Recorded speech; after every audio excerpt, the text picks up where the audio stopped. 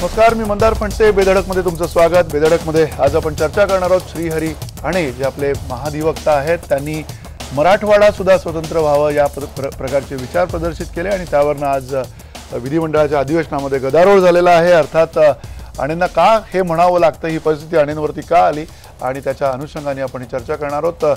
काही प्रश्न उपस्थित करतोय. अणेंना महाधिवक्ता पदावरून बडतर्फ करण्याची शिवसेना आणि विरोधकांची मागणी रास्त आहे का, हे सगळ्यात महत्त्वाचा प्रश्न त्यानिमित्तानं आपण चर्चेला घेतोय. स्वतंत्र मराठवाड्याबद्दल विधान करणारे श्रीहरी अणे त्यांच्या पदाचं भान विसरलेत का, हे सुद्धा त्यानिमित्तानं आपण तपासणार आहोत. आणि वादग्रस्त विधान करून अणे मूळ प्रश्नांना बगल देण्याचा प्रयत्न करतायत का, हे सुद्धा त्यानिमित्तानं आपण तपासणार आहोत. अर्थात आपल्यासोबत मान्यवर आहेत. विधानसभेचे माजी अध्यक्ष, राष्ट्रवादी काँग्रेसचे ज्येष्ठ नेते दिलीप वळसे पाटील आपल्यासोबत आहेत.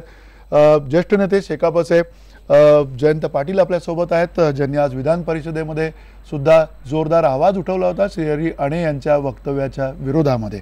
प्रताप सरनाईक आमदार शिवसेनेचे आपल्यासोबत आहेत आणि त्यांनी सुद्धा आज प्रखर अशी भूमिका या संदर्भामध्ये घेतलेली आहे विधानसभेमध्ये. महेश म्हात्रे आपल्यासोबत आहेत, कार्यकारी संपादक IBN लोकमतचे.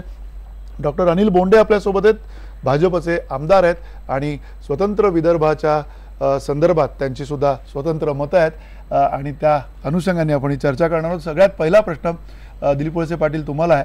अर्थात जे वक्तव्य केलं गेलं आहे महाधिवक्त्यांनी, ते वक्तव्य तुम्हाला समर्थनीय वाटतंय का? अजिबात समर्थनीय वाटत नाही. त्याचं कारण असं की ज्या वेळेला एखाद्या व्यक्तीची महाधिवक्तेपदी नियुक्ती केली जाते त्यावेळेला त्यांच्यावर सोपवलेलं मुख्य काम सरकारला कायदेशीर सल्ला देणं आणि कायदेविषयक बाबीच्या संदर्भात जबाबदारी सोपवली जाते. भारतीय राज्यघटनेच्या आर्टिकल 165 महाधिवक्त्यांची नेमणूक आणि त्यांनी करायची कर्तव्य याच्या संदर्भामध्ये स्पष्टता आहे आणि त्यामुळं एखाद्या व्यक्तीने सरकारच्या भूमिकेच्या विरोधामध्ये अशी भूमिका जाहीरपणानं मांडणं हे अजिबात उचित नाही. कारण अजूनपर्यंत राज्याच्या सरकारने विदर्भ स्वतंत्र करावा किंवा मराठवाडा स्वतंत्र करावा किंवा आणखीन या राज्याचं विघटन करावं अशा प्रकारची भूमिका राज्य सरकारने घेतलेली नाही. त्यामुळे राज्य सरकारच्या भूमिकेच्या विरोधात जर महाधिवक्ता अशी भूमिका घेत असतील तर त्याचं समर्थन कोणालाही करता येणार नाही. त्यांना अभिव्यक्ती स्वातंत्र्य जरूर आहे, परंतु त्यांना जर आपली मतं, स्वतःची व्यक्तिगत मतं मांडायची असतील तर आधी त्यांनी त्या पदाचा राजीनामा दिला पाहिजे किंवा सरकारच्या विरोधामध्ये जर मतं मांडली असतील तर सरकारने त्याचा कॉग्निझन्स घेऊन त्याच्यावर निर्णय केला पाहिजे. नक्की. अर्थात अतिशय स्पष्ट मत तुम्ही तुमचं नोंदलेलं आहे. जयंतभाई, तुम्हाला सुद्धा हाच प्रश्न आहे की ज्या पद्धतीनं श्रीहरी अणे हे बोलत आहेत, लगातार गेले काही काळ ते बोलत आहेत आणि या सगळ्या पार्श्वभूमीवर तुम्हाला असं वाटतंय का की हे कुठेतरी त्यांच्या पदाला धरून असं वक्तव्य नाही आहे की त्यांचं आपण स्वतंत्र म्हणून ही मतं आहेत म्हणून सुद्धा आपण त्याला ग्राह्य मानायला काय हरकत आहे? नाही, जेव्हा अधिकाराची पदं मिळतात, मुख्यमंत्री असेल, राष्ट्रपती असतील, पंतप्रधान असतील किंवा आम्ही आमदार असू, तर आम्हाला शपथ दिली जाते. आज त्याच पद्धतीची शपथ ॲडव्होकेट जनरलला राज्यपाल देतात आणि त्यांच्यावर बंधनं असतात. जे न्यायाधीश आहेत त्यांच्यावर बंधनं आहेत. ज्या संविधानामध्ये ज्या गोष्टींची बंधनं घातलीत, काही परंपरा आहेत, काही त्यांच्याकडे आपण अलिखित असे नियम करून ठेवलेले आहेत. हीच तर भारतीय संविधानाचं वैशिष्ट्य आहे आणि त्याला अनुसरून कुठलंही वर्तन आजपर्यंत अणे ह्या वक्तव्याबाबतीत करत नाही आहेत. आणि अणे नेहमी विधानसभा आणि विधान परिषद सुरू असते त्यावेळेला जे जास्त प्रभावीपणे वक्तव्य करतात आणि त्यामध्ये नागपूरमध्ये पण या ठिकाणी त्या नागपूर अधिवेशनाच्या पार्श्वभूमीवर त्यांनी हे वक्तव्य केलं आणि अधिवेशन सुरू असतानाही त्या एका समारंभात मुद्दाम नागपूरमध्येच त्याने वक्तव्य केलं. मी त्यावेळेला आणि माझे सहकारी मुंडे, संजय दत्त वगैरे त्यावेळच्या सदस्यांनी जोरदार आक्षेप घेतला होता. परंतु अणेंचं वर्तन हे दिवसेदिवस त्या पदाला शोभेचं राहिलेलं नाहीये. काही व्यक्तिगत मतं असतात, पण ज्या पदावर गेलो आपण त्या पदाला शोभेशी वर्तन आपल्याला करावं लागतं. ती बंधनं आहेत आणि हेच संविधानामध्ये संविधानाला अभिप्रेत आहे. आणि अनेनी जे वर्तन केलेलं आहे चुकीचं आहे. काल कुठलाही विषय नसताना या अधिवेशनामध्ये त्यानंतर सुद्धा मराठवाड्याचा त्यांनी विषय काढला. त्याच्या आधी नागपूरला ज्या वेळेला याच्यावर चर्चा झाली त्यावेळेला माननीय मुख्यमंत्र्यांनी हा महाराष्ट्र अखंड राहील आणि त्यांना आम्ही बांधील आहोत असं त्या ठिकाणी आम्हाला म्हणणं देऊन हा विषय संपवला होता. अधिवेशन 2 आठवडे होतं आणि त्यातला पहिला आठवडा पूर्ण संपून गेला होता आणि तिसऱ्या दिवशी हा विषय आला. तर अधिवेशनाचं 3 दिवस राहिले होते म्हणून आम्ही तो विषय आणखी ताणला नाही आणि सभापतींच्या दालनामध्ये आम्ही हा विषय मिटवण्याचा निर्णय घेतला. पण आज मी माझी भूमिका गटनेत्यांच्या बैठकीमध्ये आणि विशेषतः विरोधी पक्षांच्या बैठकीमध्ये प्रभावीपणे मांडली आणि यावर सोक्षमोक्ष लावूया आणि अनेंचं हे जे वर्तन आहे अनेंचं जे वक्तव्य आहे याची चर्चा सभागृहात घेऊन जोपर्यंत याच्यावर अनेंवर कारवाई होत नाही तोपर्यंत ही दोन्ही सभागृह सुरू राहिली नाही पाहिजेत आणि सभागृहाचं कामकाज स्थगित झालं पाहिजे ही भूमिका मी मांडली. मला आनंद वाटतो की दोन्ही सभागृहामध्ये ही भूमिका सर्वांनी उचलून धरली आणि आज एकमुखानं आज दोन्ही ठराव गेलेला आहे. नक्की एकमुखानं ठराव सुद्धा झालाय. अर्थात कामकाज चाललं पाहिजे पण ते कामकाज सुद्धा आता बंद असेल जोपर्यंत हा निर्णय होत नाही असं तुम्ही म्हणताय. पण त्याबरोबरीनं प्रताप सरनाईक तुम्ही सत्तेत आहात. सत्तेमध्ये असताना मुख्यमंत्र्यांनी हे सगळं म्हटलेलं असताना सुद्धा तुम्हाला सुद्धा आज विरोधक म्हणून हे काम करावं लागतंय. हे शोभेचं आहे असं तुम्हाला वाटतंय का? नाही, बिलकुल शोभेचं नाहीये. प्रामुख्यानं नागपूरच्या अधिवेशनाच्या दरम्यान श्रीहरी आनेंनी जी भूमिका मांडली होती त्या भूमिकेला सर्वप्रथम विरोध जर कोणी केला असेल तर तो शिवसेनेनं केला होता. त्यावेळेस श्रीहरी आनेंच्या विरोधामध्ये सत्तेमधले आम्ही सहभागी सदस्य असताना सुद्धा हक्कभंगाचा प्रस्ताव आम्ही आणला होता. हक्कभंगाचा प्रस्ताव भले अध्यक्षांनी नाकारला परंतु आमची भूमिका आम्ही स्पष्ट केली होती की ज्या राज्याच्या निर्मितीसाठी 106 हुतात्म्यांनी आपल्या प्राणांचं बलिदान दिलं अशा वेळेस जर स्वतंत्र विदर्भाची मागणी श्रीहरी आने सारखी व्यक्ती जी महाराष्ट्राचं ॲडव्होकेट जनरल म्हणून प्रतिनिधित्व करतं ती व्यक्ती जर अशा प्रकारे वादग्रस्त विधान करत असेल तर ते योग्य नाही. त्यांच्यावर ताबडतोब कारवाई व्हायला पाहिजे अशा प्रकारचा तो माझा प्रस्ताव होता. परंतु त्यानंतर विधिमंडळामध्ये माननीय मुख्यमंत्र्यांनी पुढाकार घेतला व श्रीहरी आने यांचं वक्तव्य वैयक्तिक स्वरूपाचं आहे. त्यांचं हे वक्तव्य ह्या राज्याचा सरकारचा आणि त्या वक्तव्याचा काही संबंध नाही असं ठणकावून सांगितल्यानंतर तो त्या ठिकाणी वाद मिटला. पण परत एकदा फेब्रुवारी महिन्यामध्ये ह्या श्रीहरी आने यांनी एका ठिकाणी चर्चा करत असताना असं सांगितलं की या महाराष्ट्राच्या विधिमंडळातील बाकी प्रश्नावर चर्चा करण्यापेक्षा हे सदस्य काहीतरी विचित्र चर्चा करत असतात जेणेकरून महाराष्ट्राच्या विधिमंडळामध्ये काही कामकाज होत नाही. त्यावेळेस सगळ्या विधिमंडळातील सदस्यांचा सुद्धा अपमान केला होता. परत मी एकदा हक्कभंग मांडला. तो हक्कभंग परत अध्यक्षांनी फेटाळला. आज तिसऱ्यांदा जालना येथे वक्तव्य करत असताना ते विदर्भाच्या निर्मितीसाठी आम्हाला 40 वर्ष लागली परंतु आता फक्त मराठवाड्यावर फार मोठ्या प्रमाणात अन्याय झाला, मराठवाडा सुद्धा वेगळं व्हायला पाहिजे अशी भूमिका त्यांनी मांडली. आता कुठल्याही प्रकारे आम्ही शिवसेना म्हणून आणि शिवसेनेचे सगळे सदस्य म्हणून आम्ही त्यांना थारा देणार नाही. आमची स्पष्टपणे भूमिका आज जाहीर केलेली आहे आणि त्या भूमिकेच्या अनुषंगानं भले त्यांनी आज काही विचार करून जरी राजीनामा दिला तरी आम्ही राजीनामा सुद्धा आम्हाला मान्य नाही जोपर्यंत त्यांच्यावर महाराष्ट्रद्रोहाचा खटला दाखल करत नाही हे सरकार आणि जोपर्यंत त्यांच्यावर शिस्तभंगाची कारवाई करून त्यांना बडतर्फ करत नाही तोपर्यंत शिवसेना ह्या सभागृहामध्ये विरोधी पक्षाच्या सदस्यांबरोबर आम्ही कुठल्याही प्रकारे सदन तर चालूच देणार नाही. परंतु जोपर्यंत हा निर्णय होत नाही तोपर्यंत आमचे सगळे मंत्री सुद्धा मंत्रिमंडळाच्या कुठल्याही बैठकीला जाणार नाही अशी भूमिका आदरणीय पक्षप्रमुख उद्धवजी यांनी घेतलेली आहे. आणि आम्ही सुद्धा सगळे सदस्य सभागृहामध्ये आंदोलन करू, पायऱ्यांवर आंदोलन करू, वेळ प्रसंगी काही करायला लागलं तरी चालेल पण आनंद बडतर्फ केल्याशिवाय आम्ही गप्प बसणार नाही. मी तर आज माझ्या दिलीप वळसे पाटलांनी त्या गोष्टीचं खरं उचलून धरलं. मी तर स्पष्टपणे अध्यक्षांना सांगितलं अध्यक्ष महोदय जोपर्यंत यांना बडतर्फ करत नाही तोपर्यंत मी माझ्या खुर्चीवर बसणार नाही अशा प्रकारचं आव्हान मी सभागृहामध्ये केलं आहे. त्यामुळे आमच्या दृष्टीनं हा विषय फार महत्त्वाचा आहे. जर त्या 106 हुतात्म्यांना आदरांजली द्यायची असेल, श्रद्धांजली खऱ्या अर्थाने जर द्यायची असेल, श्रीहरी यांना बडतर्फ केल्याशिवाय पर्याय नाही. नक्की या दोन्ही तुमच्या मागण्या आहेत. डॉक्टर अनिल बोंडे, तुम्हाला असं वाटतं का की श्रीहरी आने यांचं हे वैयक्तिक मत आहे, सरकारचं मत आहे की अशा प्रकारचं मत व्यक्त करणं गरजेचं आहे अशी परिस्थिती आहे? नाही, खरं म्हणजे असं पाशवी बहुमताने किंवा आवाज वाढवून कोणाचा आवाज दाबता येणार नाही. कारण ॲडव्होकेट श्रीहरी आने यांनी जे मत मांडलं ते काही नवीन नाही. 1956 साली भारतरत्न बाबासाहेब आंबेडकरांनी महाराष्ट्र राज्य होण्याच्या प्रक्रियेच्या वेळेला हे सांगितलं होतं की पश्चिम महाराष्ट्र, विदर्भ आणि मराठवाडा जर महाराष्ट्रात कोंबले तर मागास असलेल्या विदर्भ आणि मराठवाड्यावर अन्याय होणार आहे. आणि ते आपण पाहिलेलं आहे सातत्यानं एवढे वर्षापर्यंत काय झालं. आणि म्हणून श्रीहरी अणेंनी जे मत मांडलं विदर्भाच्या बाबतीत, आणि महत्वाची गोष्ट आहे की राज्याची भूमिका जर मांडायची असली कायदेशीर तर ती कोर्टामध्ये मांडायची असेल किंवा राज्याची भूमिका जर मांडायची असेल तर श्रीहरी अणे बांधील आहे.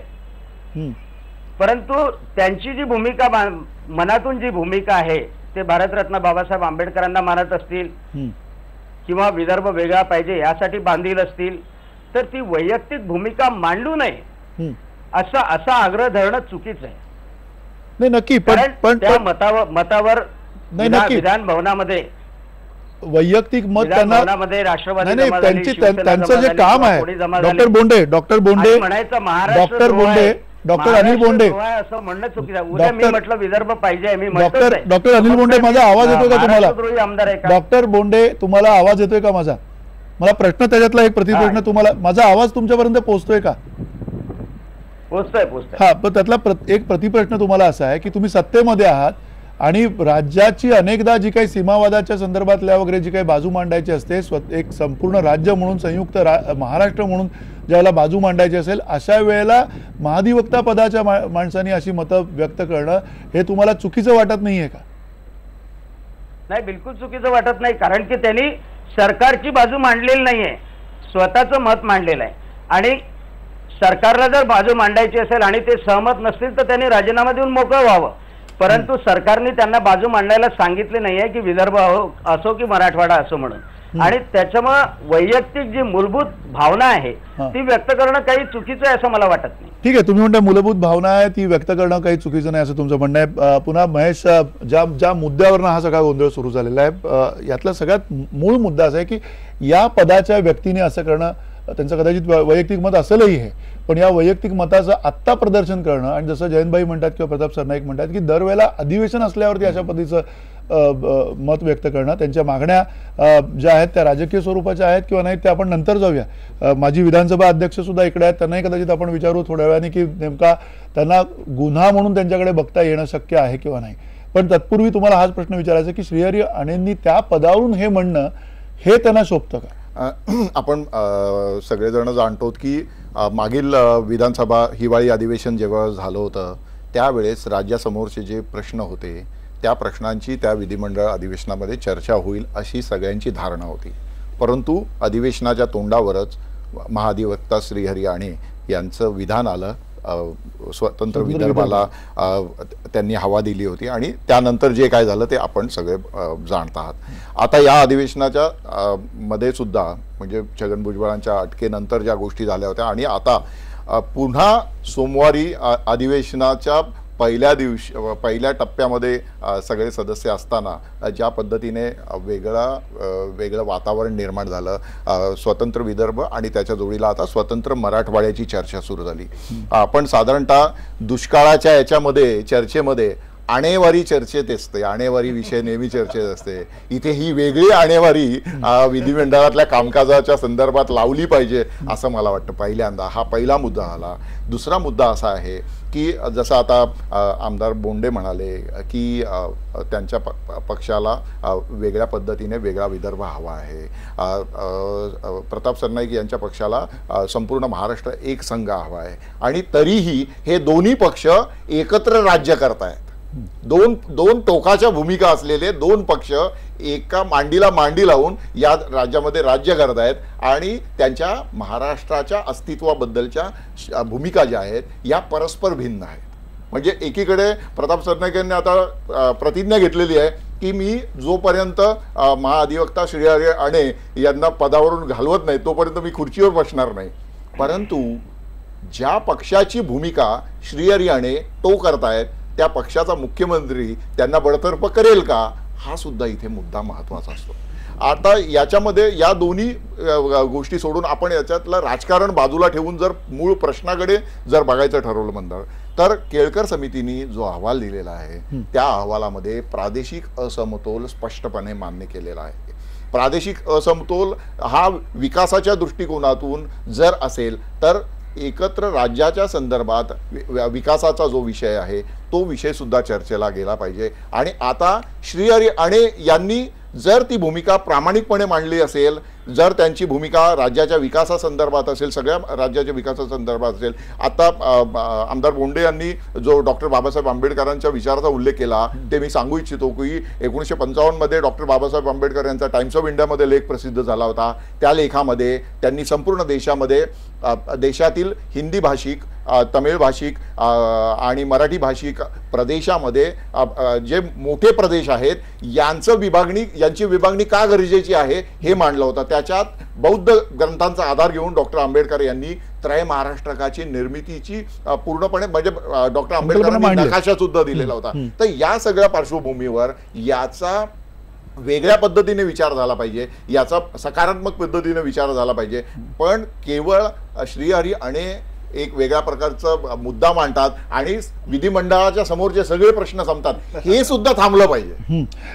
एक पुन्हा दिलीप वळसे पाटील, तुम्हाला हा प्रश्न आहे की जो आणीबाणीचा मुद्दा काढला महेश यांनी, जो उल्लेख केला त्याच्यामध्ये की एक निश्चित आहे प्रादेशिक असमतोल आहे हे सगळ्यांना मान्यच करावं लागेल आणि तो प्रादेशिक असमतोल दूर करण्यासाठीची जी काही वेगळी उपाययोजना करायला पाहिजे ती सुद्धा तुम्हाला करावी लागेल. पण तत्पूर्वी या प्रादेशिक असमतोलाचं कारण देऊन ज्या ज्या वेळेला आपण हा उल्लेख करतो, स्वतंत्र मराठवाड्याचा असेल, स्वतंत्र विदर्भाचा असेल, या सगळ्या विभागांसाठी आपापले मुख्यमंत्री होते ना त्या काळामध्ये. Correct correct. मग हे सगळं का झालं असं तुम्हाला वाटतंय? आपण थोड्या वेळ कदाचित राजकीय चर्चा बाजूला ठेवूया. एक ज्येष्ठ नेते म्हणून तुमचं त्याच्यावर काय मत आहे?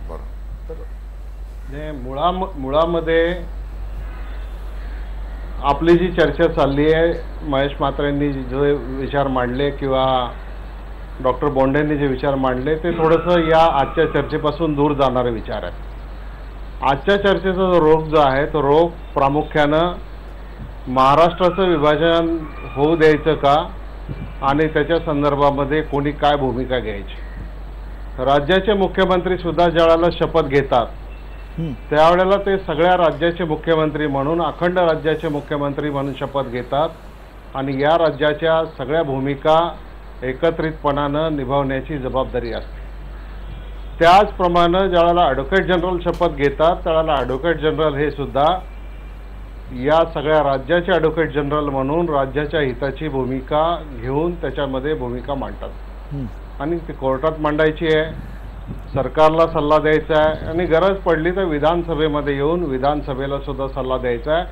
हे काम भारताच्या राज्यघटनेमध्ये ॲडव्होकेट जनरलवर सोपवलेलं आहे. आता त्यांना याच्यापेक्षा बाहेर जाऊन, जसं डॉक्टर बोंडे म्हणाले किंवा महेश म्हात्रे म्हणाले त्याप्रमाणे जर काही वेगळी राजकीय भूमिका मांडायची असेल, म्हणजे मग असमतोलाचा प्रश्न असेल, राज्याच्या विभाजनाचा प्रश्न असेल, पुनर्रचनेचा प्रश्न असेल, तर त्याच्यासाठी सरकारने बोललं पाहिजे, मुख्यमंत्र्यांनी बोललं पाहिजे, मंत्रिमंडळाने बोललं पाहिजे, त्याच्यासाठी सभागृहामध्ये ठराव आला पाहिजे.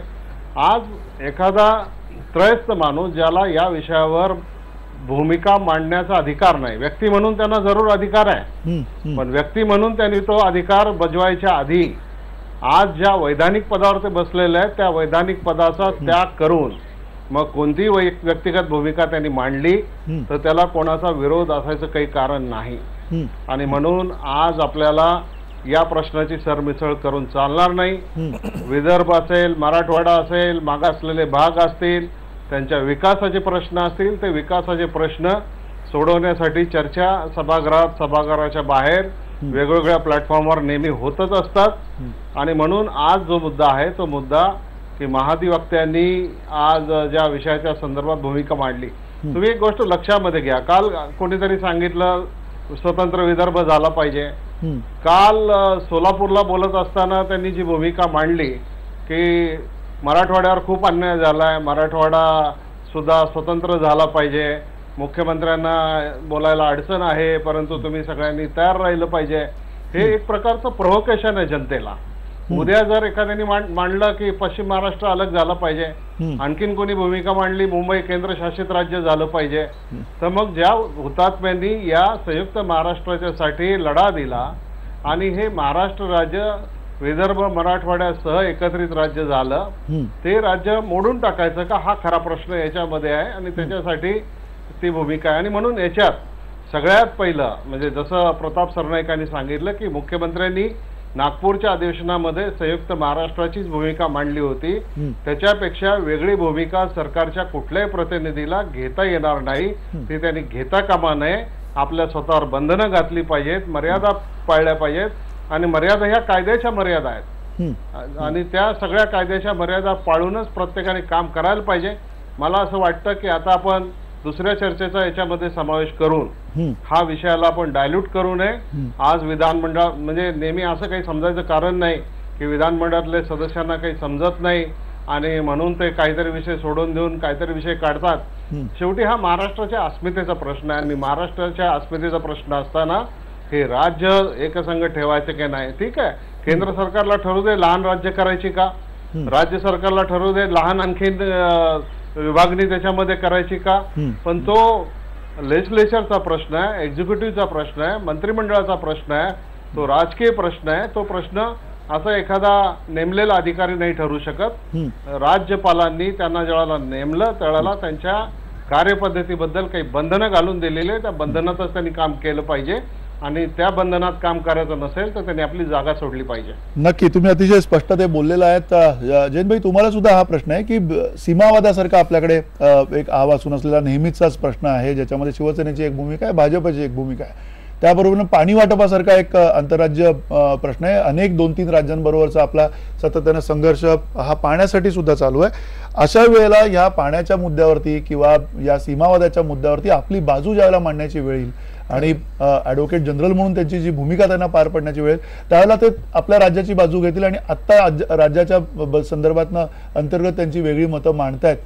एवढं जे डॉक्टर बोंडे म्हणतात त्याच्याशी तुम्ही सहमत आहात का की ते नाही, ज्यावेळेला वेळ येईल त्यावेळेला ते राज्याची भूमिका बरोबर स्पष्टपणे मांडतील? नाही, मी आज हाऊसमध्ये चर्चा करताना हाच पहिल्यांदा मुद्दा मांडला की सुप्रीम कोर्टामध्ये सीमावादाचा वाद प्रलंबित आहे आणि त्यामध्ये महाराष्ट्राची बाजू भक्कम करण्याच्या दृष्टिकोनातून त्या ठिकाणी आता प्रयत्न चालू आहे. आमचे नेते एन डी पाटलांच्या नेतृत्वाखाली त्यावेळच्या सरकारनं एक कमिटी नेमली आणि त्या ठिकाणी एक वेगळी भूमिका घेऊन आपण सर्व महाराष्ट्र एकमुखानं सीमावासियांच्या पाठीमागे आहे सांगितलं. मी या ठिकाणी जेव्हा महाराष्ट्राचंच विभाजन करण्याच्या गोष्टी होत असतील तर सीमावासियांनी काय करायचं? गेली 30-40 वर्ष सीमावासी आपल्याकडे आशेने बघतायत. त्यांच्या वेदनांना कोणी काय जाणीव आहे की नाही हा प्रश्न मी विधान परिषदेमध्ये मांडला आणि म्हणून तुम्ही म्हणता त्याप्रमाणे पाण्याचा आणि सीमावादाचा, तर सीमावादाला मी अग्रक्रम देईन की आज सीमावासियांच्या जी परिस्थिती आहे ती भयानक आहे. तिथे कानडी सक्तीने केले जाते. तिथल्या एक पिढी आज बर्बादच झाली, पुढली पिढी पण बर्बाद करण्याच्या मार्गावर तिथलं राज्य शासन आहे. उलट केंद्राने हा प्रश्न लवकर सोडवला पाहिजे ही भूमिका आहे. पाण्याच्या बाबतीमध्ये जे आपल्याकडे लवाद नेमले गेले, जे आपल्या बाजूनी झाले, ते पण पाणी अजून आपण आपल्याकडे अडवण्यामध्ये यशस्वी झालेलो नाही आहोत. त्याच्यावर खरी चर्चा व्हायला पाहिजे. आणि आज मी सांगतो मराठवाड्यामध्ये ही चर्चा करण्यापेक्षा मराठवाड्यामध्ये आज पाण्याची एवढी परिस्थिती वाईट आहे. गेली 3.5 महिने मी स्वतः तिथे काम करतोय. मी 8 जिल्ह्यामध्ये स्वतः फिरलोय आणि माझे 200 कार्यकर्ते आज मराठवाड्यामध्ये दुष्काळग्रस्त भागामध्ये काम करतायत. तिथे आम्ही कुठलेही राजकीय वक्तव्य करत नाही, कुठल्या पक्षाचं आहे बघत नाही, ते कुठल्या पक्षाचं गाव आहे म्हणून बघत नाही. आम्ही पैसे गोळा करून त्या ठिकाणी मराठवाड्यामध्ये पुढल्या पाऊस पडल्यानंतर त्यावेळेला तरी पाणी साठा होईल याच्यासाठी प्रयत्न करतोय. मी विधिमंडळामध्ये आज 2 आठवड्यामध्ये चर्चा करताना जास्तीत जास्त वेळ मी मराठवाड्यावर बोललो आणि मराठवाड्याच्या समस्येवर बोललेला आहे. हे याच्यामध्ये प्रश्न सुटू शकत नाही, सोडवण्याची कुवत राहिली नाही. म्हणून कुठले तरी विषय काढून ही चर्चा आणि वेगळे प्रश्न निर्माण करण्याची एक वेगळी प्रथा या महाराष्ट्रात सुरू होते का अशी मला शंका वाटते. आणि म्हणून आज मी जे प्रखरपणे विधिमंडळात मांडलं, विधान परिषद मांडलं की कोणत्याही परिस्थितीमध्ये अशा प्रवृत्ती, अशा वक्तव्य करणाऱ्या लोकांना थांबवलं पाहिजे. आणि माझे मित्र सरनाईक बोलले ती खरी गोष्ट आहे की विधिमंडळावर आक्षेप घेतला तर त्याच्यावर कुठेतरी बंधनं आली पाहिजे. नक्की आपण ज्याप्रमाणे एकच मिनिट की ज्याप्रमाणे न्यायालयाचा अवमान होत असेल तर आमचेच अधिकारी, आमचेच वकील, आमचेच सॉलिसिटर जर आमच्या विधिमंडळाच्या वतीनं मंत्रिमंडळाने नेमलेत ते आमच्यावर आक्षेप चुकीचे घेत असतील तर त्यांच्यावर पण कारवाई झाली पाहिजे या मताचा मी त्यांना त्याचं समर्थन करतो. नक्की एक ही चर्चा आपण सुरू ठेवूया, पण नेमकी कारवाई काय झाली पाहिजे आणि कारवाई ही योग्य असेल का, त्यांचं हे वैयक्तिक मत आहे असं सुद्धा मुख्यमंत्री म्हणालेले आहेत आणि त्यांनी असं वक्तव्य करता कामा नये, टाळावं असं सुद्धा मुख्यमंत्री म्हणालेत. त्या अनुषंगाने एका छोट्याशा ब्रेक नंतर आपण चर्चा करूया.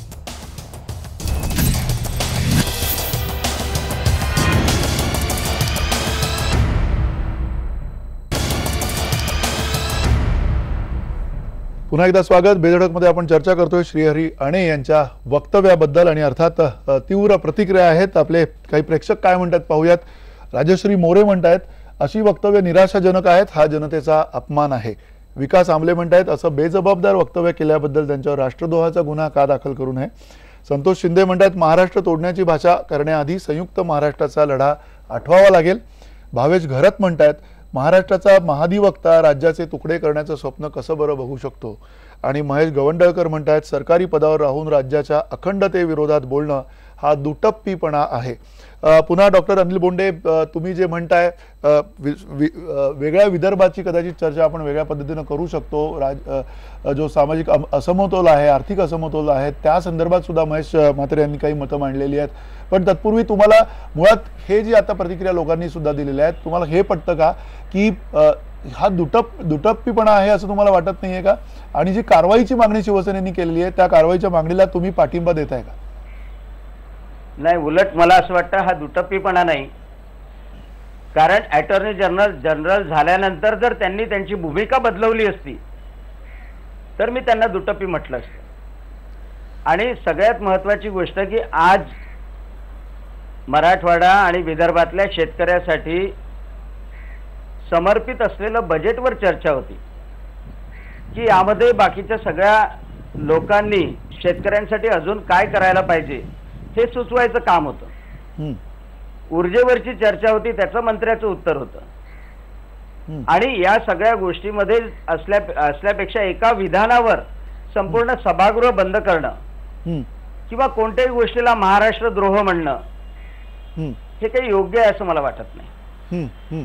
आणि त्यामुळं खरं म्हणजे ही चर्चा झाली पाहिजे. उद्या अटॉर्नी जनरल नाही कोणी जर दुसऱ्यांनी म्हटलं की तुम्ही शेतकऱ्यासाठी समर्पित असलेल्या बजेटवर चर्चा करायला तयार नाही तर आम्ही काय उत्तर देणार. आणि म्हणून माझं तरी मत आहे की जे त्यांचं वैयक्तिक मत आहे ते त्यांनी आडपडदा न ठेवता व्यक्त केलं. शासनाने जर सल्ला विचारला त्यांना महाराष्ट्राचं काय करायचं, महाराष्ट्र म्हणजे पूर्ण जनता आहे, विदर्भातली जनता पण त्यामध्ये आहे.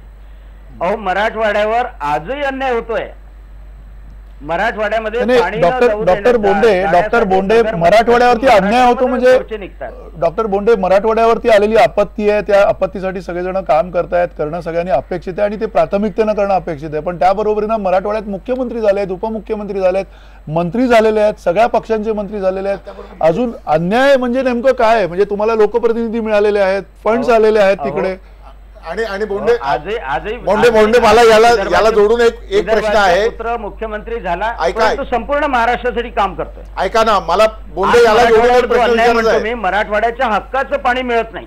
बोंडे मला याला जोडून एक प्रश्न विचारायचा आहे. मागच्या वेळेला नाही, मला याला जोडून एक प्रश्न विचारायचा आहे. ऐका ना जरा, की आता तुम्ही म्हणालात की मराठवाड्यावर आजही अन्याय होतोय, म्हणजे आज अन्याय करणारे हो ना, मग महाराष्ट्राचे मुख्यमंत्री देवेंद्र फडणवीस हे अन्याय करणारे आहेत का मराठवाड्यावर? अहो आजही अन्याय होतोय. म्हणजे संपूर्णतः पाणी सोडण्यासाठी पश्चिम महाराष्ट्रातल्या नेत्यांनी विरोध केला. मुख्यमंत्री कोण आहे? कोर्टाने नाही, मुख्यमंत्र्यांनी पाणी सोडलं. हेच महत्वाचं लक्षात घ्या की मुख्यमंत्र्यांनी पाणी सोडायला लावलं.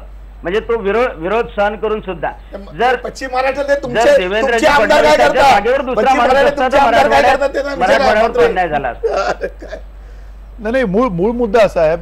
पुन्हा दिलीप वळसे पाटील ते म्हणतात की ही चर्चा आज होणार होती, त्या चर्चेच्या ऐवजी या एका विधानावरती, हे इतकं क्षुल्लक विधान आहे असं आपण मानू शकतो का? हा, आणि जे बाबासाहेब आंबेडकरांनी विधान केलं त्याच्यावर तुम्ही चर्चा करा ना. नाही त्याच्यावर करू आपण चर्चा, त्याच्यावर आपण चर्चा नक्की करूया. आणि पण मूळ मुद्दा असा आहे महाराष्ट्रद्रोह की हा माणूस महाराष्ट्राच्या हुतात्म्याचा अपमान करतो. नाही, चळवळ आहे का विदर्भामध्ये मराठवाड्यामध्ये अशा प्रकारची चळवळ आहे का महाराष्ट्रापासून वेगळं जाण्याची? नाही, विदर्भामध्ये जी चळवळ आहे पाहिलं की प्रत्येक जिल्ह्यामध्ये रेफरंडम घेतला गेला. 98%, 95%, 90% लोकांनी सांगितलं की आम्हाला विदर्भ राज्य पाहिजे. आणि 5 सत्तेसाठी सोडा, पण राजधानीपर्यंत सामान्य माणूस आजही पोहोचू शकत नाही. डॉक्टर बोंडे, मग ही तारेवरची कसरत का करता तुम्ही? शिवसेना तुमच्या बरोबर आहे, त्यांच्या आधारावरती तुम्ही सुद्धा तुमची सत्ता टिकवून आहात, मग त्यांच्याबरोबर तुम्ही राहता का? परत तुम्ही निवडणुकीला सामोरं जा या मुद्द्यावरती. म्हणजे सातत्यानं आपण राजकारणच करत राहायचं या मुद्द्यावरती.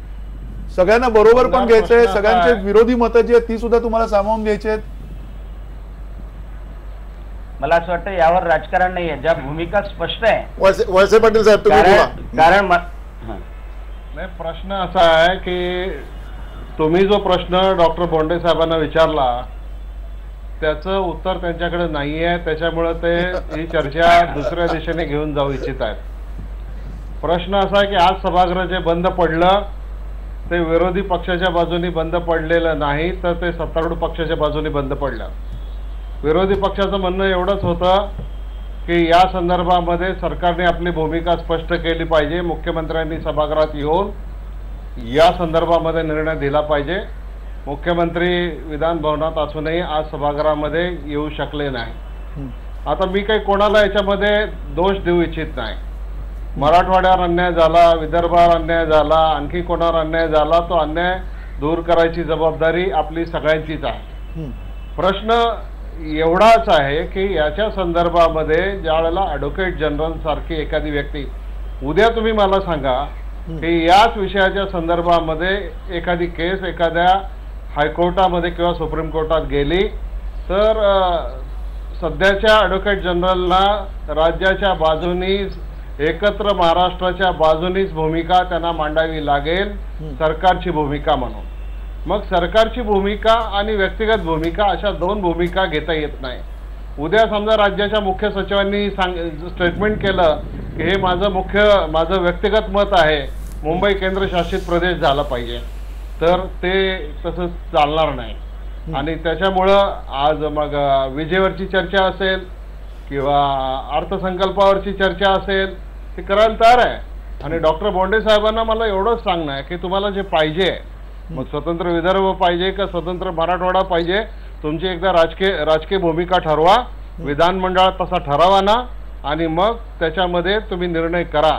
पण मुख्यमंत्री एका बाजूला सांगणार की आमची भूमिका पक्की आहे, सर्व संघटित महाराष्ट्राची भूमिका आहे, आणि एक अधिकारी तुम्ही नेमलेला जर त्याच्यामध्ये वेगळी भूमिका घेणार असेल आणि सरकार ते त्यांचं व्यक्तिगत मत आहे म्हणून त्या ठिकाणी शांत बसणार असेल तर हा दुटप्पीपणा सरकारचा पण आहे आणि ॲडव्होकेट जनरलचा पण आहे. त्यामुळं याच्या संदर्भात निर्णय झाल्याशिवाय सभागृह चालणार नाही. शेवटी चर्चा आज राहिली तर उद्या होईल, परंतु एखादा प्रश्न आज कर्नाटकच्या सीमावादाचा प्रश्न आहे, आज पाण्याचा प्रश्न आहे, डॉक्टर बोंडेंनी सांगितल्याप्रमाणे समन्यायी पाण्याच्या वाटपाचा प्रश्न आहे. मग त्यावेळेला आपण मराठवाडा आणि नगर जिल्हा, पश्चिम महाराष्ट्र असे वाद निर्माण करतो, सामाजिक वाद निर्माण करतो. हे सगळे वाद निर्माण करून राज्य पुढे नाही जाणार. आणि म्हणून मंदार, मला तुम्हाला आणि तुमच्या माध्यमातून सगळ्या जनतेला हे सांगायचंय की याच्यामध्ये स्पष्ट भूमिका सरकारने घ्यायला पाहिजे आणि ती भूमिका घेऊन त्याच्यामध्ये निर्णय करायला पाहिजे. कोणत्याही बाजूचा निर्णय करा, तुम्ही बहुमताने निवडून आलेले आहात आणि बहुमताने निवडून आलेल्या सरकारला निर्णय करायचा अधिकार आहे. आज सरकारमध्ये सहभागी असलेल्या शिवसेनेने ही जी भूमिका घेतली की आम्ही मंत्रिमंडळाच्या बैठकीला जाणार नाही, आमचा तुम्हाला पाठिंबा नाही, आम्ही रस्त्यावर उतरू. मग जर आज तुमचं बहुमतच त्या ठिकाणी गेल्यासारखं झालेलं आहे की तुमचा एक पार्टनर आज तुमच्या बरोबर नाही, तुम्ही बहुमताचा आधार घेऊन जे स्टेटमेंट या ठिकाणी करतात ते स्टेटमेंट, ते बहुमत तुमच्याजवळ नसेल तर तुम्ही कारभार कसा करणार? आधी आमचं समाधान करायच्या आधी शिवसेनेचं समाधान करा. आमची तर भूमिका ही स्पष्ट भूमिका आहे, महाराष्ट्रातल्या जनतेची भूमिका स्पष्ट भूमिका आहे. त्यामुळं फार मोठी गोष्ट नाही. ज्या वेळेला एखादा असा कायदेशीर वाद निर्माण होतो त्यावेळेला राज्य हे महत्वाचं राहतं, राज्यघटना ही महत्वाची राहते. एखादी व्यक्ती आणि त्या व्यक्तीचं एखादं व्यक्तिगत मत हे महत्वाचं राहत नाही. नक्की. पण पुन्हा महेश म्हात्रे, हा जो सगळा वाद झाला अचानक कुठेतरी भाजप कोंडीत सापडले अशी परिस्थिती आहे की भाजप सुद्धा कुठेतरी आपलं बळ आजमावू पाहते, कारण शिवसेना सातत्याने इतका पराकोटीचा विरोध करते या मुद्द्यावरती हे माहिती असून सुद्धा आज पुन्हा एकदा याच्यावरती अजून काही ठोस म्हणावी एवढी भूमिका भाजपने घेतलेली नाही. शिवसेना आता प्रसंगी म्हणते की आम्ही सामीलच होणार नाही या सगळ्या कामकाजामध्ये. अशा परिस्थितीने राज्य पुढे जाणार आहे का? संयुक्त महाराष्ट्राला 50 वर्ष झाल्यानंतरच्या काळामध्ये आता एकाच विचारसरणीने जे सत्तेवर आलेले आहेत असे दोन पक्ष ज्या पद्धतीने महाराष्ट्राच्या विभाजनाचा मुद्दा घेऊन राजकारण करतायत हे बघितल्यानंतर लक्षात येतं की आमच्या राजकारणामध्ये जर वादविवाद निर्माण करायचे असतील, लोकांचं लक्ष मूळ प्रश्नावरून दुसरीकडे न्यायचं असेल तर काहीही करण्यापर्यंत आमचे सत्तारूढ पक्ष गेलेत की काय अशी शंका निर्माण होते. मुख्यमंत्र्यांनी या विषयावर आपलं मत ते उद्या व्यक्त करणार आहेत, त्यामुळे आपण तोपर्यंत थांबायला हरकत नाही. परंतु ज्या प्रकारे त्यांनी मागील विधिमंडळ अधिवेशनाच्या तोंडावर हा विषय चर्चेला येऊ दिला होता महाधिवक्त्यांच्याच माध्यमातून आणि त्यानंतरचं सगळं महाभारत आपण सगळे जाणतो, तेच जर या अधिवेशनामध्ये होणार असेल तर या विषयावर भाजपने आपली राजकीय भूमिका स्पष्ट केली पाहिजे. महाराष्ट्राच्या एकूण परंपरेला प्रथेला या सगळ्या गोष्टी धरून नाही आहेत. महाराष्ट्र राज्य जेव्हा स्थापन झालं 1960 मध्ये त्यावेळेस आचार्य अत्रेंनी म्हटलं होतं की या देशातील इतर राज्यांना भूगोल आहे, महाराष्ट्राला इतिहास आहे. महाराष्ट्राला इतिहास आहे तो कसला इतिहास आहे तर लढाईचा इतिहास आहे, पराक्रमाचा इतिहास आहे, विजयाचा इतिहास आहे. परंतु अशा प्रकारे अंतर्गत कुरघोडीचं राजकारण जर या सत्तेत असलेले दोन पक्ष हा मुद्दा घेऊन जर करणार असतील आणि त्यासाठी महाराष्ट्राचा वकीलच वापरला जात असेल, म्हणजे ज्याने महाराष्ट्राची वकिली करावी त्या वकिलाला जर अशा पद्धतीने वापरला जाणार असेल तर हे योग्य नाहीये. मी हा प्रश्न जो आहे विदर्भाच्या विकासाचा प्रश्न आहे, मराठवाड्याच्या विकासाचा प्रश्न आहे, एकूण राज्यातील प्रादेशिक विकासाच्या असमतोलाचा जो मुद्दा आहे या संदर्भात आपण चर्चाच केली पाहिजे. कारण ही गोष्ट सूर्यप्रकाशा इतकी सत्य आहे की आपल्याकडे पश्चिम महाराष्ट्राचा जितका विकास झाला तेवढा विकास महाराष्ट्राच्या उर्वरित महाराष्ट्राच्या म्हणजे खानदेश असेल, विदर्भ असेल, मराठवाडा असेल, कोकणपट्टीतला काही भाग असेल इथला झालेला नाहीये. केळकर समितीने अहवालामध्ये या गोष्टी स्पष्टपणे नमूद केलेल्या आहेत. ह्या मुख्यमंत्र्यांनी केळकर समितीचा अहवाल स्वीकारला, पण मराठवाड्यासाठी आपण काय करणार आहोत, विदर्भासाठी काय करणार आहोत याचं ठोस प्लॅनिंग दिलेलं नाहीये. ज्या मुख्यमंत्र्यांनी विधिमंडळ निवडणुकीच्या पूर्वी स्वतंत्र विदर्भ आंदोलनाला खतपाणी घातलं होतं, त्याची चर्चा होऊ दिली होती, तेच महाराष्ट्राचे मुख्यमंत्री झाल्यानंतर जर आपला जुना अजेंडा टो करणार असतील कोणातरी वकिलाला पुढे करून तर हे कुठेतरी थांबलं पाहिजे. तुमची भूमिका जसं वळसे पाटील म्हणाले की त्यांनी आपली भूमिका स्पष्ट केली पाहिजे, ती भूमिका ते स्पष्टच करणार नाहीयेत मी सांगतो. कारण त्यांचा जो मित्र पक्ष आहे शिवसेना त्यांना कायम अस्वस्थ ठेवण्यामध्ये जो आनंद मिळतो तो आनंद ते पुढच्या काही काळ उपभोगतील. शिवसेनेची जर यात कट्टर भूमिका असेल, महाराष्ट्राच्या एकीकरणाविषयी त्यांचा आग्रह असेल तर उद्या मुख्यमंत्र्यांचं निवेदन जे आणेंच्या समर्थनार्थच येणार आहे ते आल्यानंतर शिवसेनेने सत्तेतून बाहेर पडून दाखवावं. जयंत भाई हे शक्य आहे का सगळं जे आता विश्लेषण केलेलं आहे महेश म्हात्रे यांनी? एकीकडे त्यांच्या विश्लेषणात एक मुद्दा दिसतोय की मुख्यमंत्र्यांचं कुठेतरी चुपक का होईना समर्थन आहे महाधिवक्ते जे आहेत त्यांच्यासाठी, आणि त्या बरोबरीनं जर त्यांनी उद्या समर्थन केलं तर शिवसेना काय करेल असं तुम्हाला वाटतं? मला वाटत नाही. जी दोन्ही सभागृहाची भावना आहे आणि ज्या पद्धतीचा आक्रमकपणा सभागृहामध्ये दिसला त्यामध्ये मुख्यमंत्री अशी भूमिका घेतील असं मला वाटत नाही. आणि या ठिकाणी ज्या वेळेला गटनेत्यांच्या बैठकी होतात, सभागृह बंद होतं, ज्या वेळेला ते मी ते बोलू शकत नाही, परंतु त्यावेळेची जी भूमिका आहे ती बघितल्यानंतर मुख्यमंत्री उद्या अशी भूमिका घेतील असं मला वाटत नाही. त्यावेळची जी नागपूरला चर्चा झाली त्यावेळेला याचं गांभीर्य एवढ्या मोठ्या प्रमाणात नव्हतं आणि चर्चेमध्ये विधिमंडळात त्यावेळेला दुष्काळाची तीव्रता आणि ह्या चिंतेमध्ये सगळं सभागृह होतं. आज दुष्काळाची चर्चा झाली, त्याच्यावर शासनाने आपलं धोरण जाहीर केलेलं आहे. पण मंदार मला या ठिकाणी मुद्दाम सांगावं असं वाटतंय की मला जे विधिमंडळाचं कामकाज बघत असताना मला मी जवळून बघतो, तुमची अपेक्षा तुम्ही बाहेरून नक्की, बघताय. तुम्ही अगदी- त्यावेळेला म्हात्रे कितीही बोलले तर ही भूमिका घेतली तर ते चालणार नाही आणि मुख्यमंत्री ती घेणार नाहीत असं मला वाटतं. अच्छा, तुम्ही म्हणता की मुख्यमंत्री ही भूमिका घेणार नाहीये, पण तत्पूर्वी पुन्हा हा हट्टाग्रह असं आहे असं तुम्हाला वाटत नाही का प्रताप सर? नाही, कारण एकीकडे तुम्ही सत्तेत राहता, मग काहीतरी होतं, मग हे सारखं जे चालू आहे त्याच्यामुळे सुद्धा महाराष्ट्र मागे पडतोय की तुम्ही जर बरोबर असाल, दोन्ही एकोप्यानं का राहू शकत नाहीयेत आणि या विषयांवरती जे मुद्दे तुमचे येणाऱ्या काळामध्ये संघर्षाचे मुद्दे आहेत त्या संघर्षाच्या मुद्द्यावरून बाजूला व्हा आणि जे राजकारण करायचं ते करा, याच्यावरती पण शिवसेना का आग्रही नाही?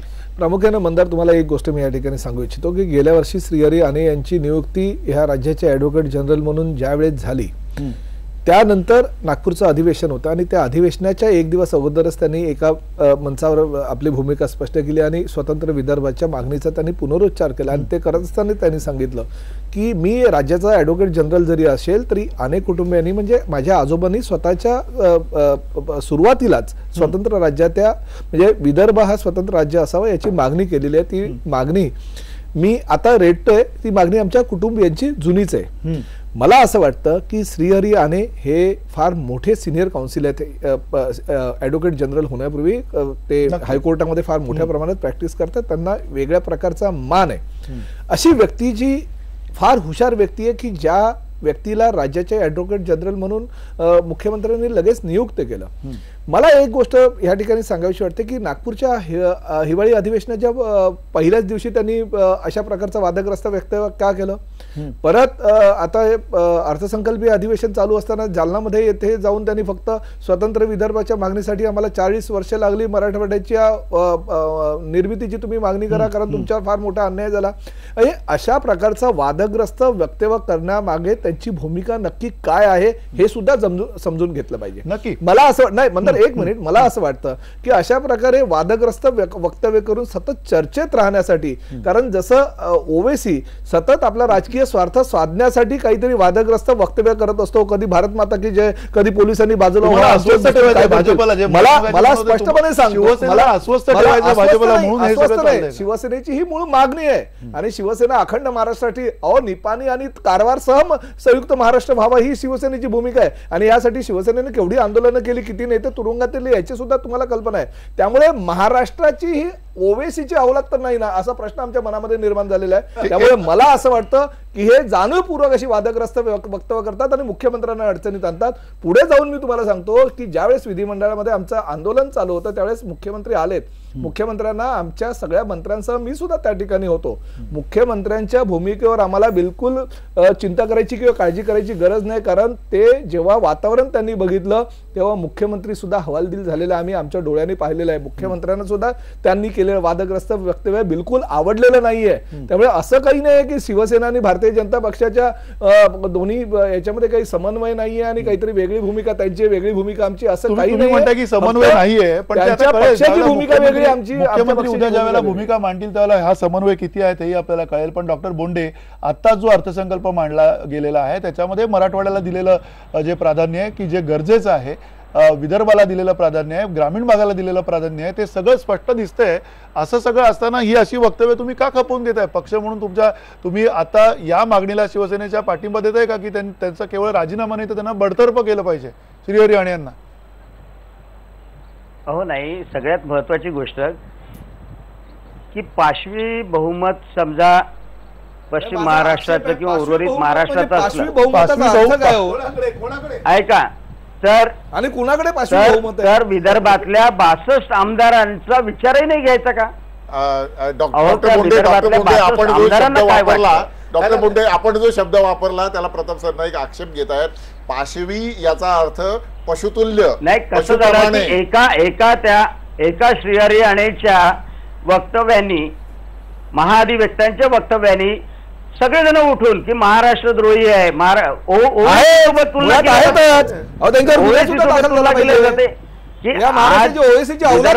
सगळे आमदार जय महाराष्ट्रही म्हणतात, जय विदर्भही म्हणतात. पण जय विदर्भ म्हटलं तर यांना काय अडचण यायला पाहिजे? नाही, जय विदर्भ म्हणा, जय बुलढाणा म्हणा, जय ठाणे म्हणा, काय म्हणायचं ते म्हणा, मूळ मुद्दा त्याच्यापेक्षा महत्वाचा जे महाराष्ट्र राज्य आहे, ठेवू नये का महाराष्ट्र आणि म्हणून असं म्हणणं ओवेसी पर्यंत मजल जाणं हे सगळ्यात चुकीचं आहे. ओवेसीची फार मोठी उपमा दिली. आम्ही पुढे जाऊन भरपूर काही बोलू शकतो. डॉक्टर बोंडे तुम्ही म्हणजे फार मोठी उपमा दिलेली आहे. डॉक्टर बोंडे शिवसेनेची जी मागणी आहे बडतर्फ केलं पाहिजे, त्या मागणीला तुमचा पाठिंबा आहे किंवा नाही? कारण ते म्हणतात की सहमती आणि समन्वय गुन्हा दाखल करायला पाहिजे, तेही म्हणतात. माझा बिलकुल पाठिंबा नाही, वैयक्तिकरित्या बिलकुल पाठिंबा नाही. कारण की श्रीहरी आणेंनी कोणती चूक केली आहे असं मला वाटत नाही. त्यांनी वैयक्तिक भूमिका मांडलेली आहे, शासनाची भूमिका मांडलेली नाही. आणि अटॉर्नी जनरल जर कोर्टामध्ये भूमिका मांडत असेल तर ती शासनाची भूमिका मांडेल. लोकांच्या समोर जर जात असेल आणि त्यांना प्रश्न विचारला ते वैयक्तिक भूमिका मांडतील. दुटप्पीपणा त्यामध्ये त्यांनी केलेला नाही आणि त्यामुळं बडतर्फ करावं असं मला निश्चितपणे वाटत नाही. ठीक आहे, तुम्ही म्हणता दुटप्पीपणा केलेला नाही. अगदी जाता जयंतभाई पुन्हा हा दुटप्पीपणा नाही ते म्हणतात. शिवसेना कदाचित उद्या त्यांना अपेक्षित उत्तर काय आहे ते मुख्यमंत्री काय देतील ते आपण पाहूयात. पण तत्पूर्वी पुन्हा या सगळ्या प्रश्नावर वादावरती या सगळ्या पडदा टाकण्यासाठी नेमकं काय झालं पाहिजे असं मला वाटतं. नाही, या ठिकाणी जी प्रताप सरनाईकांनी भूमिका मांडली त्याचं मी समर्थन करतो की या ठिकाणी आणेंवर बडतर्फ करून त्यांच्यावर कारवाई झाली पाहिजे. की या अखंड महाराष्ट्रच्या विरोधात बोलणारे या राज्यामध्ये वक्तव्य करण्याची ह्याच्या पुढे कोणाची हिंमत झाली नाही पाहिजे अशी भूमिका या महाराष्ट्रातल्या मुख्यमंत्र्यांनी उद्या सभागृहात दाखवावी ही अपेक्षा या ठिकाणी करतो. महेश, पुन्हा विरोधी सूर जो आहे तो विरोधी सूर मांडायला सगळ्यांना, जसं स्वतः दिलीप वळसे पाटील सुद्धा म्हणाले की काही हरकत नाही, पण त्या पदाचा सुद्धा एक जी गरिमा आहे ती तिथे जपली गेली पाहिजे. हा मूळ मुद्दा आहे, हे कोणी लक्षात घेत नाहीये. त्या पदाचा नक्की तो सन्मान ठेवला पाहिजे.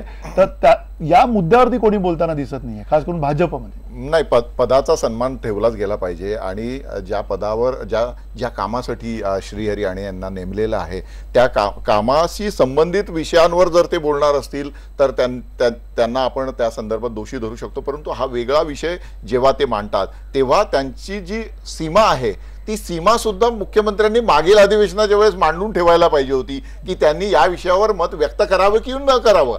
हे विधिमंडळाच्या सदस्यांनी त्यावेळेस मुख्यमंत्र्यांकडून खरं तर आश्वासन घेतलं पाहिजे होतं. ते जर तेव्हाच आश्वासन घेतलं असतं तर या अधिवेशनात या अर्थसंकल्पाला कदाचित विदर्भाबद्दल आश्वासन दिलं असेल आणि ते वकील असल्यामुळे आता ते मराठवाड्याबद्दल बोललेले असेल कदाचित. असं याच्या पलीकडे मी जाऊन मंदार जरा आपण जेव्हा वैचारिक संघर्षाचा मुद्दा घेतो त्यावेळेस उदारमतवादाचा जो मुद्दा आहे तो प्रामुख्याने संपूर्ण जगामध्ये प्रसिद्ध करणारे पॉप्युलर करणारे बर्ट्रांड रसेल यांच्या अनपॉप्युलर एसेज मधला एक मुद्दा मला इथे आवर्जून सांगावा असं वाटतो की जेव्हा एखादी भावना वेगळ्या पद्धतीने कोणी मांडतं तर त्या भावनेकडे आपण सुद्धा सहानुभूतीने बघितलं पाहिजे. विधिमंडळाने सुद्धा वेगळ्या पद्धतीने त्याचा विचार केला पाहिजे. रसेल म्हणतात की कुठल्याही प्रखर भावनेमध्ये स्वतःहूनच एखादं मिथक तयार करण्याची प्रवृत्ती असते. जर ही भावना एखाद दुसऱ्या व्यक्तीची असेल आणि तिने निर्माण केलेल्या मिथकाला ती व्यक्ती खरं मानू लागली तर तिला आपण भ्रमिष्ठ समजतो. पण जर एखादी भावना सामूहिक असेल, उदाहरणार्थ युद्धाच्या वेळी निर्माण करणारे असेल तर त्यातून अनाहूतपणे जे मिथक तयार होते त्यातील चूक बरोबर दाखवून द्यायला कोणीच तयार नसतं. परिणामतः ज्यावेळी मोठ्या प्रमाणावर एखादा जनसमूह विशिष्ट भावनेच्या लाटेवर आरूढ असतो तेव्हा अगदी बिनबुडाच्या कल्पना सुद्धाही खऱ्या ठरतात. आता इथे ही जी आपण महाराष्ट्र प्रेमाची लाट जी म्हणतोय या लाटेला सुद्धा हा मुद्दा लावता येईल. याला जर आणि आपले सत्तारूढ पक्षातील भाजपच्या माध्यमातून काही वेगळ्या पद्धतीने दिशा देण्याचा प्रयत्न होत असेल तर याची रस्त्यावर येऊन चर्चा झाली पाहिजे. हे पडद्या आडून ज्या प्रकारे याचा उल्लेख होतो आणि त्याच्यावर वादंग निर्माण केलं जातं हे थांबवलं पाहिजे. आणि मुख्यमंत्र्यांनी उद्या विधिमंडळाच्या समोर आपली भूमिका मांडली पाहिजे. एक तर तुम्ही आणेंना गप्प करा, त्यांना पदावरून बाजूला करा आणि त्यांना रस्त्यावर येऊन विदर्भासाठी भांडायला मोकळे आंदोलन उभे करा किंवा मग त्यांच्यावर कारवाई करा. नक्की हा जो वाद तयार झालेला आहे या वादामध्ये अर्थात दिलीप वळसे पाटील तुम्हाला काहीतरी बोलायचं, थोडक्यात तुमचा विचार मांडा. नाही, मला एवढंच सांगायचं की ॲडव्होकेट जनरलची भूमिका ही जर मुख्यमंत्र्यांना मान्य असेल तर त्यांनी उद्या त्या भूमिकेचं जरूर सभागृहात समर्थन करावं, काही हरकत नाही. कारण याच्यामध्ये आपण ज्या दिशेने चर्चा करतो आहोत, एखाद्याला एखाद्याचं मत व्यक्त करायचं त्यांनी जरूर केलं पाहिजे. श्रीहरी आणे हे एक मोठे वकील आहेत, त्यांच्याबद्दल सगळं आदर ठेवून त्यांनी आपल्या मर्यादा ज्या आहेत त्या मर्यादांचं पालन केलंच पाहिजे. आणि त्याच्या बाहेर जाऊन जर मर्यादांचं पालन केलं नाही तर नुसते व्यक्ती म्हणून नाही तर कुठल्याही महत्त्वाच्या पदावरच्या व्यक्तीला हे सगळं करणं शक्य नाही. नक्की नक्की. अर्थात श्रीहरी आणे हे काही साधे व्यक्ती नाही आहेत, सामान्य माणूस नाही, ते महाधिवक्ता आहेत आणि त्या अर्थाने राज्याच्या या पदावरती असलेल्या व्यक्तींनी जबाबदारीने बोललं पाहिजे. ते जे काही बोलतायत त्याच्यामागे सुद्धा काही गर्भितार्थ आहेत हे सुद्धा आपण लक्षात ठेवलं पाहिजे. त्यामुळे त्यांचं वक्तव्य हे साधेपणाने घेता येणार नाही, त्याच्यामध्ये काहीतरी दडलेलं आहे. ते दडलेलं काय आहे ते आपल्याला कळेलच लवकर आणि अर्थातच मुख्यमंत्री लवकरात लवकर याबाबत स्पष्टता निर्माण करतील अशी अपेक्षा ठेवूया आणि विधिमंडळाचं कामकाज सुरळीत सुरू होईल याची सुद्धा आपण अपेक्षा ठेवूया. धन्यवाद. नमस्कार.